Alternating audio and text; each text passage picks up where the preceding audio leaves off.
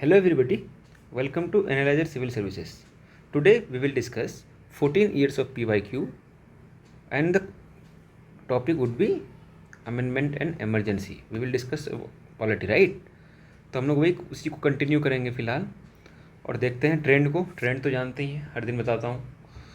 फिर आते हैं, अब थोड़ा सा टॉपिक वाइज देख लेता हूँ। टॉपिक वाइज में देखेंगे अब तो 13 में एक क्वेश्चन है, 19 में 2 क्वेश्चन है, 22 में एक क्वेश्चन है, 24 में एक क्वेश्चन है, राइट। चलते हैं अब क्वेश्चन की तरफ।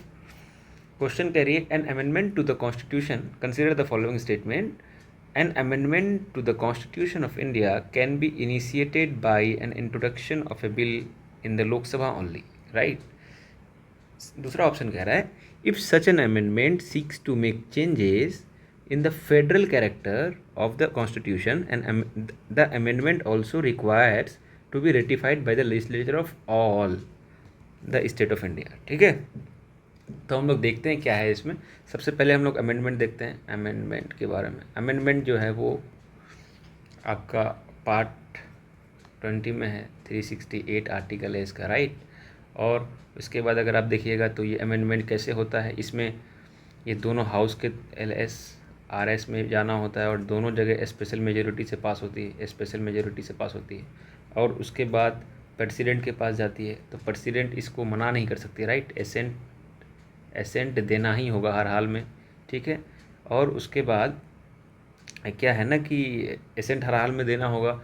फिर उसके बाद अगर कुछ ऐसा चीज़ें हो जो फेडरल नेचर के हो, ठीक है, तो उसमें 50% स्टेट का सिंपल मेजोरिटी से पास कराना कंपलसरी होगा, ठीक है।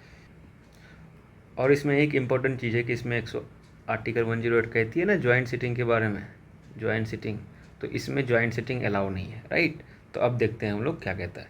तो यहाँ पर था लोकसभा ओनली, मतलब लोकसभा में ही इनिशिएटेड किया जा सकता है, तो ये स्टेटमेंट गलत है। ये कहीं भी हो सकता है, लोकसभा में भी कर सकता है, राज्यसभा में भी कर सकता है, और क्या बोलते हैं स्पीकर, मतलब उसके बाद फिर स्पेशल मेजोरिटी के थ्रू मतलब प्रेसिडेंट के पास आएगा और प्रेसिडेंट फिर एसेंट देगा। ये तो मैं बता दिया। फिर आते हैं दूसरा में क्या कह रहे हैं कि if seeks to make changes federal character में अगर चेंजेस होंगे तो क्या ऑल स्टेट्स का रेटिफाई करना पड़ेगा? बिल्कुल नहीं, क्योंकि अभी तो बताया 50% स्टेट चाहिए और सिंपल मेजोरिटी चाहिए।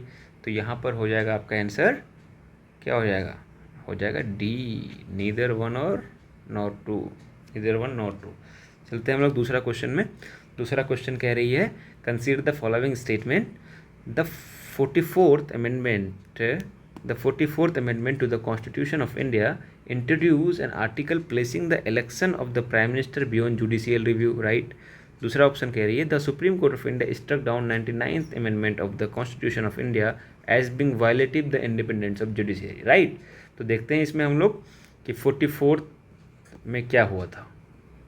देखिए 44th में क्या हुआ था ना कि DPSP में आर्टिकल 38 जोड़ा गया था, राइट। इसी में आर्टिकल 38 जोड़ा गया था और आर्टिकल 31 से 30A में प्रॉपर्टी की जो राइट थी वो ट्रांसफ़र कर दिया गया था और 38 को भी जोड़ा गया था, राइट। लेकिन यहाँ पर बात हो रही है क्या कि प्राइम मिनिस्टर को बियॉन्ड द जुडिशियल रिव्यू। तो देखिए prime minister, speaker, president, vice president, VC को जो है ना, ये जो रूल है ना कि ये जो कहा गया है कि placing an election of the judicial review beyond the judicial review, बिल्कुल बियॉन्ड द जुडिशियल रिव्यू किया गया था। लेकिन कौन सा आर्टिकल, ये कौन से अमेंडमेंट में किया गया था? ये क्या करा था 39CA, ठीक है। लेकिन 44th में आने के बाद इसको स्ट्रक डाउन कर दिया गया था, राइट। इसको स्ट्रक डाउन कर दिया गया था और ये कब था? इमरजेंसी के टाइम में था। इमरजेंसी के टाइम नहीं, सॉरी 44th नहीं, मतलब इसको फिर कॉन्स्टिट्यूशन ने स्ट्रक डाउन किया और फिर ये कब आया था? इमरजेंसी के टाइम में आया था, राइट। और दूसरा स्टेटमेंट यहाँ पर अब कह रही है कि 99th में क्या था। 99th में मतलब 99th अमेंडमेंट में देखिए 99th जो था ना वो NJAC का था। ये बहुत एकदम हम लोग पढ़ते हैं, लक्ष्मीकांत में भी है, NJAC का था। NJAC लेके आई गवर्नमेंट की भाई सिलेक्शन जो है ना वो ये बॉडी करेगी, ये कमेटी करेगी। लेकिन सुप्रीम कोर्ट क्या बोलती है कि ये independence of independence of judiciary के खिलाफ ये हो जाएगा, अगेंस्ट हो जाएगा। और इंडिपेंडेंस ऑफ जुडिशियरी जो है वो बेसिक स्ट्रक्चर का पार्ट है, तो बेसिक स्ट्रक्चर का जो पार्ट है तो यहाँ पर जुडिशियल रिव्यू लगेगा, और जुडिशियल रिव्यू की तरह इसको स्ट्रक डाउन कर दिया गया। स्ट्रक डाउन मतलब अनकॉन्स्टिट्यूशनल कर दिया गया था। तो यहाँ भी आंसर क्या हो जाएगा आपका, यहाँ पे क्या आंसर हो जाएगा कि supreme court representative struck down.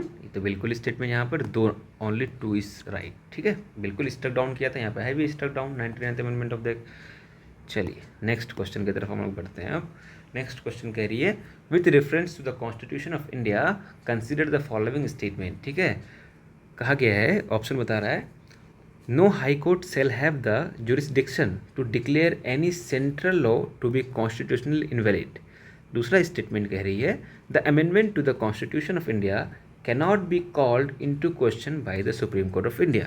ठीक है, इसमें पूछा गया है करेक्ट कौन कौन सा है। तो चलिए हम लोग देखते हैं। देखिए ये स्टेटमेंट जो है ना, ये स्टेटमेंट बिल्कुल सही था। कब? ये स्टेटमेंट 25 ये जो अमेंडमेंट था ना, यहाँ पर ऐसा बोला गया था, लेकिन 43 में क्या होता है ना कि ये रिस्टोर्ड कर देते हैं पुराने के तरह। तो अब यहाँ पर जो है हाई कोर्ट पहले जिस तरह से 42 से पहले जिस तरह से हाई कोर्ट क्या बोलते थे, एग्जामिन करती थी सेंट्रल लॉ को, फिर उन्होंने 43 अमेंडमेंट के बाद फिर से एग्जामिन करना शुरू कर दी। तो अभी के लिए प्रेजेंट सिनेरियो में ये स्टेटमेंट जो है वो गलत है। ठीक है, दूसरा स्टेटमेंट क्या है कि an amendment to the constitution of India can not be called into question by the supreme court. अरे भाई, सुप्रीम कोर्ट ही तो गार्जियन है कॉन्स्टिट्यूशन का, यही तो इंटरप्रेटर है, यही तो सेफ करते हैं सब कुछ, तो ये कैसे नहीं करेंगे भाई, बताइए।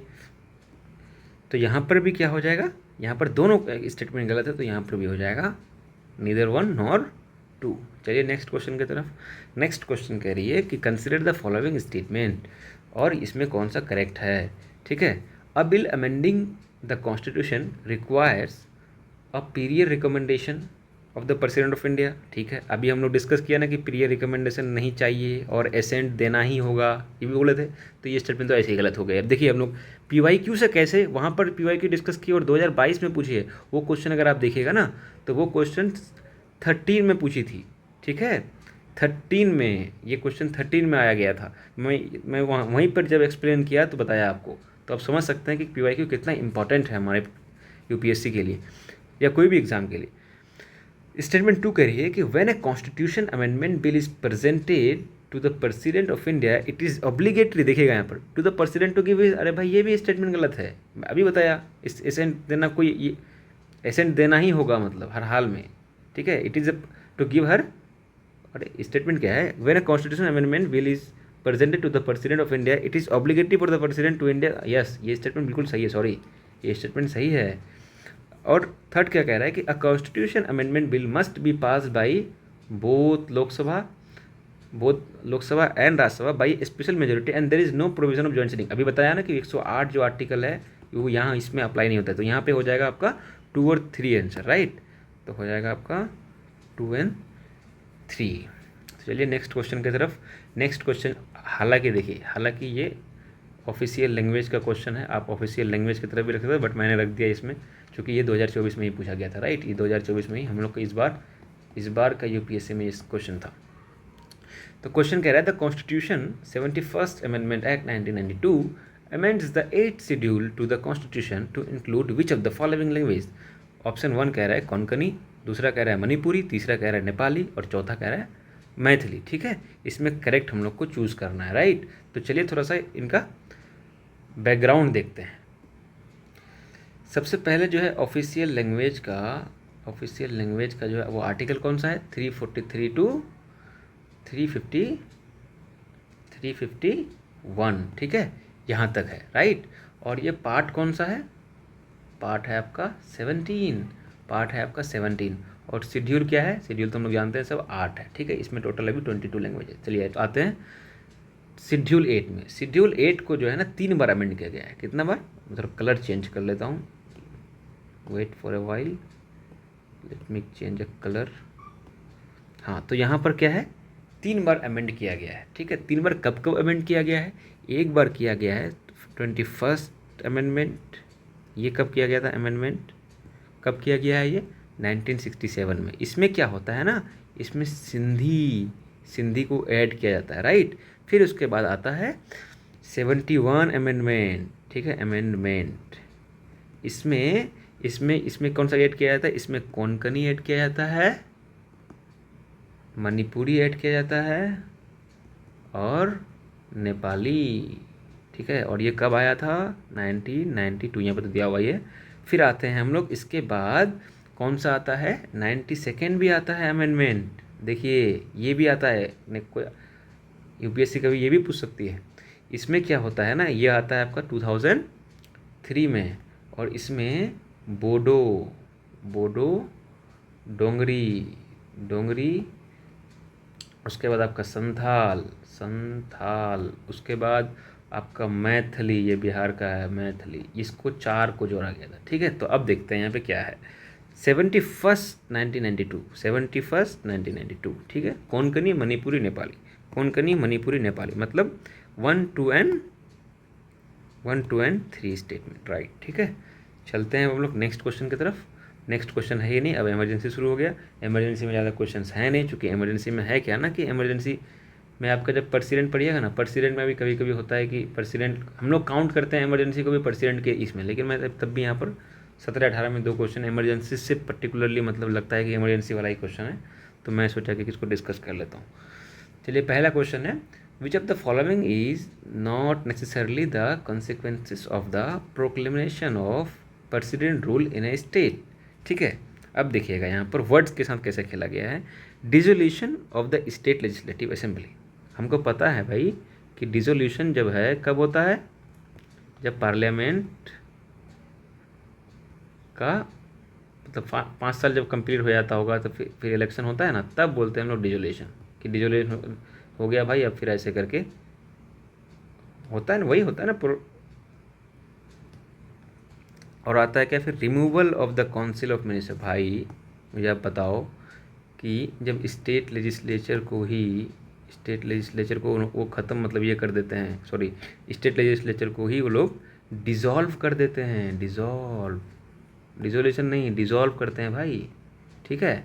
तो जब यही स्टेट लेजिस्लेचर करे तो सीएम कैसे होगा, राइट।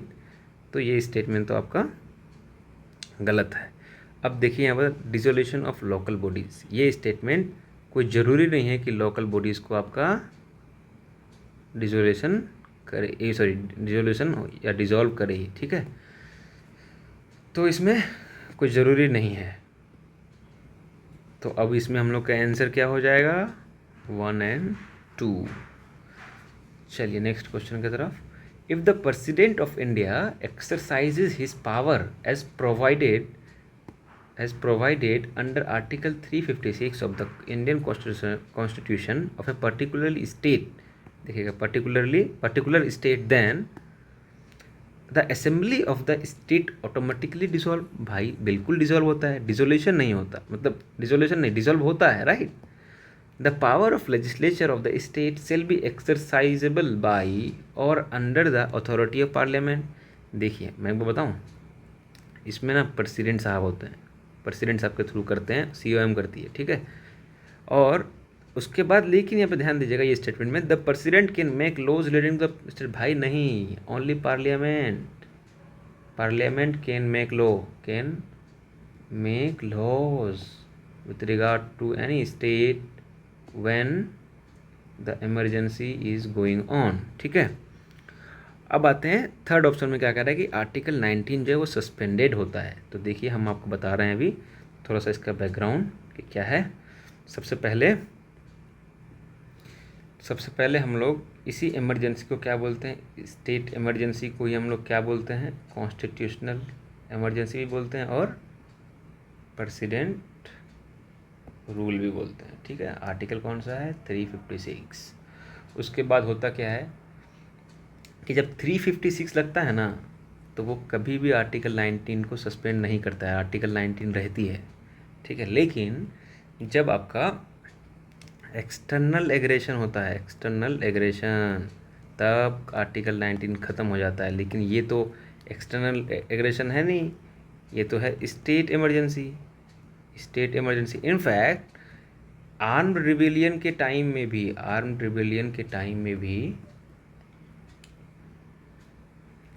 तो आर्म्ड रिबेलियन के टाइम में भी क्या होता है, आर्टिकल 19 को सस्पेंड आप नहीं कर सकते, इसको रखना ही पड़ेगा। सिर्फ एक्सटर्नल एग्रेशन के टाइम में आर्टिकल 19 जो है वो ख़त्म हो जाता है। चलिए अब हम लोग आते हैं, आर्म्ड रिबेलियन हो गया ना, तो एक बात बताइए कि आर्म्ड रिबेलियन को जो है ना 44 CAA से क्या किया था, अमेंड करके क्या किया था, इंटरनल डिस्टरबेंस से चेंज करके आर्म्ड रिबेलियन कर दिया गया था। राइट, आई थिंक आज का डिस्कशन कंप्लीट हुआ। हाँ कंप्लीट हो गया है। देखिए हम लोगों ने ना BPSC के लिए भी हम लोग इनिशिएटिव ले रहे हैं, ठीक है।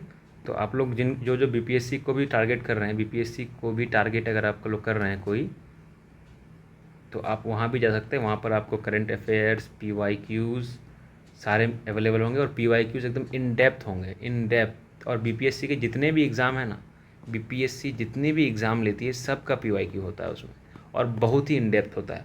तो आप इसको ज्वाइन कर सकते हैं। ये है आपका टेलीग्राम ID, इसमें इस नाम से आप सर्च कीजिएगा यूट्यूब में, या ये वाला यूज़र ID लगाइएगा। फिर आप इंस्टाग्राम में भी हम लोग को फॉलो कर सकते हैं, एनालाइज़र का वो अपना चैनल है BPSC का। तो फिर ठीक है, फिर अपना ख्याल रखिए बहुत बहुत।